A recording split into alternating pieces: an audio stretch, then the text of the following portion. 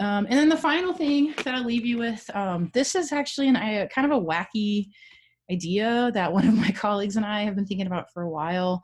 And he made this slide about it. But he had an idea that robots might become, maybe this is more relevant now too, as we're all sort of socially isolated, these sort of social beacons of joy in our life. There's been some research that's shown that like these little small interactions that you have with people at the grocery store in the checkout line, where you just say, hi, how are you doing today? You know, your hair looks nice, you know, whatever, those sorts of things. Where'd you get that dress?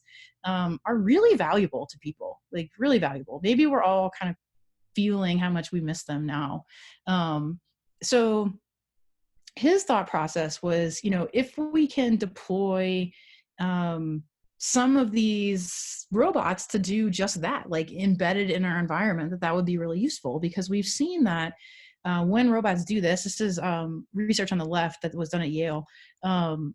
Robots engaging these behaviors have this kind of like ripple effect. It can get people to then do those things too, like say, hi, how are you doing today? Hope you have a great day. What nice weather we're having, whatever. That if you can sort of get the robot to be the beacon, you can spark this behavior in people, and then sort of benefits for all, benefits for the community is the idea. So we're still thinking about that, and maybe we can come up with a research study and then do actually some experiments on it. So the last thing I wanted to say is, because I know all of you are very invested in sort of the development of people and how we can help people deal with some of these changes, I had a couple thoughts on what I think as a non-developmental expert, what might be helpful. And most of this is based kind of on my experience at the Academy and watching us transition to all online very quickly. And oftentimes I think people think that in order to work with robots or know a lot about robots or study them, you have to have a lot of very strong technical skills. And that's actually not true. So at least more recently. So I'm actually not a good programmer at all. I'm not very good at it. But I still work with robots every single day. And there's many things that roboticists are doing to try to make that barrier to entry to people very easy.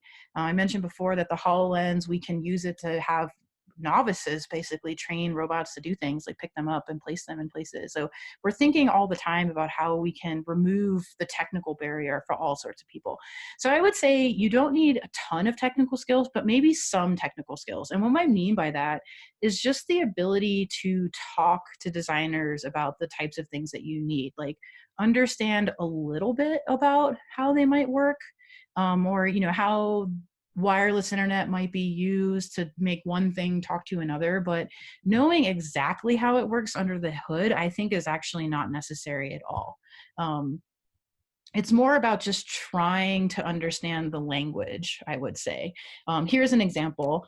At the Academy, I mentioned before, you know, we're going through some challenges there right now. And like most universities, we've had to transition our courses to entirely online. Unlike most universities, the Academy had never taught an online course before ever in its existence, period, until like last week, right? So you can imagine this was really challenging. It's been a very stressful couple of weeks. And I found myself in some trainings with some of the faculty there, especially faculty who had been there a very long time, which is common there. And we had people from the IT department talking to us about how we're going to be using Microsoft Teams to communicate, and even the base understanding of the difference between like Microsoft Teams or Office 365, which probably many of you know about, but it's a suite of apps, including your email. They were really struggling with understanding like what was the difference between that and the wireless internet that the Academy just transitioned to, right? Because they're all named different things, and one of them is how is your email. The other one is like how you get your email at home, right? It's like the process by which you do that. So just having some of the language, I think, would actually be really helpful for a lot of people. And then the other thing I have is just like a growth mindset. Again, the Academy is going through some challenges there, and there's a lot of older faculty. And I think this is just true of faculty in general. Sometimes we're grumpy people that don't like change. Um, and, you know, trying to get people to transition and see this as a necessary transition and stuff, I think was a bit of a challenge. And I think for people to really be skilled in moving ahead, they really have to try to establish some sort of growth mindset. And as employers, one of the things that I would appreciate and I try to instill in my students is like just try it. Like if it fails, that's fine. You know, the risk to this is low, but I need you to at least try. And that sometimes I think is a mindset that not everyone comes naturally, let's say, to everyone. So I will just take a moment. I want to definitely talk about this a little more because I'm really curious to hear what you all have to say as the experts in the room. But before I do, I just want to acknowledge my collaborators really quickly. So there's this whole myth in science that called the lone genius, where the myth is that, you know, scientists are geniuses and they just sit in their room and they think of calculus and then that's how calculus happens. That's not true. That's not true at all. What happens is you work with a lot of other really talented, passionate people and they help you make these projects happen and that kind of stuff. So I have a lot of really good collaborators and a lot of good students. So I just want to acknowledge them for a second. And then this is me again, this is my contact information.